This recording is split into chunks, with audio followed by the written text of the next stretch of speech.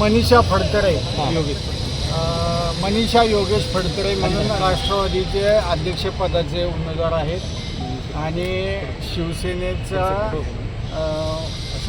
काय नाव पाटील अशोकराव पाटील यांचा उपाध्यक्षपदासाठी अर्ज भरला. पण काका या सगळ्या प्रक्रियेत भाजपला राष्ट्रवादी काँग्रेस आणि शिवसेनेला बाजूला ठेवलेलं आहे का? नाही, तसं काल संध्याकाळी सुद्धा आम्ही जिल्हा मध्यवर्ती बँकेमध्ये शिवेंद्र बाबा, मकरंद आबा, संजू बाबा आणि मी स्वतः आमची काल रात्री बैठक झाली. आम्ही त्यांना विनंती केली होती की आमचं इलेक्शन पूर्वीचं आमचा अलायन्स आहे, राष्ट्रवादी आणि शिवसेनेचं इलेक्शनच्या पूर्वीचं अलायन्स आहे. त्यामुळं जिल्हा परिषदचा अध्यक्ष उपाध्यक्षाची संधी पहिलं 2.5 वर्ष आम्हाला द्या आणि नंतरची 2.5 वर्ष तुम्हाला घ्या.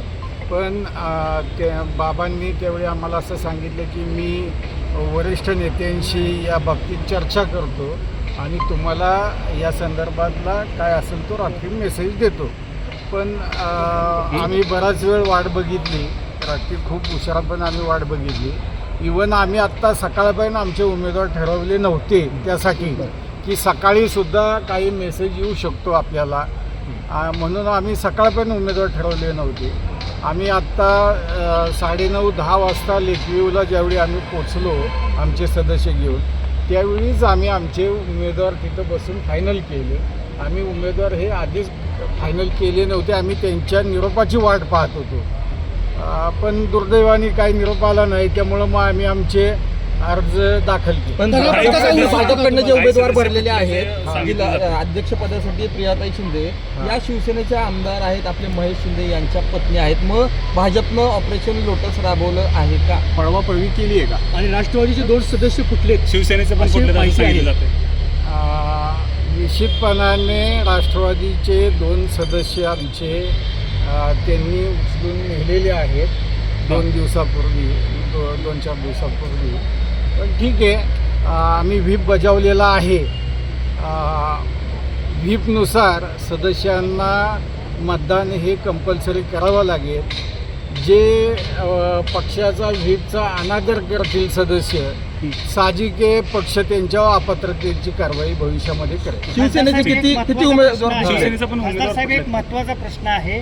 तुमच्यावरती गुन्हे दाखल करण्याचं काम सध्या आता भाजप करते असं दिसतंय, कारण का एक सातारा शहर पोलीस स्टेशनला मध्यरात्री गुन्हा दाखल झालेला आहे सदस्यावर. त्याला उचलण्यासाठी काही वेळापूर्वी इथं LCBचे अधिकारी त्या ठिकाणी आले होते. हे खरं आहे की काल रात्री 2 जणांच्या विरुद्ध आमच्या त्यांनी ह्या सदस्यांचं अपहरण करण्यात आले असं त्यांच्या घरच्या लोकांच्यावर दबाव आणून खोटी FIR किंवा खोटी तक्रार अर्ज SP-कडे दिला होता. पण आम्ही रात्रीमध्येच ते सदस्य पोलीस स्टेशनला, एक सदस्य आम्ही महाबळेश्वर पोलीस स्टेशनला हजर केला. त्यांनी तिथं पोलीस स्टेशनला जाऊन जबाब दिला की मी माझ्या मर्जीनी आणि स्वखुशीने मी ह्या पक्षातूनच निवडून आलो, त्यामुळं मी ह्या पक्षातल्या लोकांच्या बरोबर गेले काही दिवस आम्ही सहलीला गेलो होतो.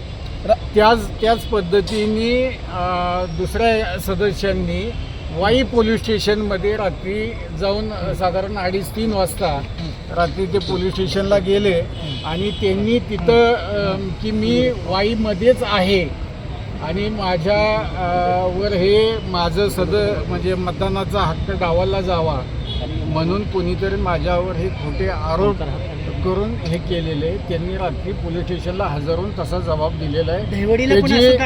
त्याची पोच आमच्याकडे आहे. दहिवडीची माझ्याकडे अजून काही कल्पना आलेली नाही.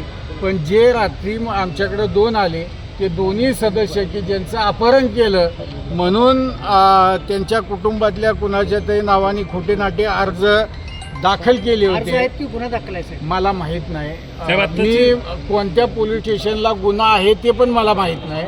फक्त पोलीस रात्री त्या मंडळींना शोधण्यासाठी एक बापू शिंदे आमचे म्हणजे दिनकर महादेव शिंदे आणि दुसरे सदस्य आमच्या ऋतुजा शिंदे या विराज शिंदेच्या पत्नी ह्या दोघांच्याही विरोधात खोटे गुन्हे दाखल केले होते, पण त्याचा निपटारा रात्री झालेला आता आहे. आपल्याकडे सदस्य संख्या किती आहे आणि आता व्हीप किती ते झाली? आता तुम्हाला यशवंत ह्याच्यावरून विचारापासून कळेल. गेले 33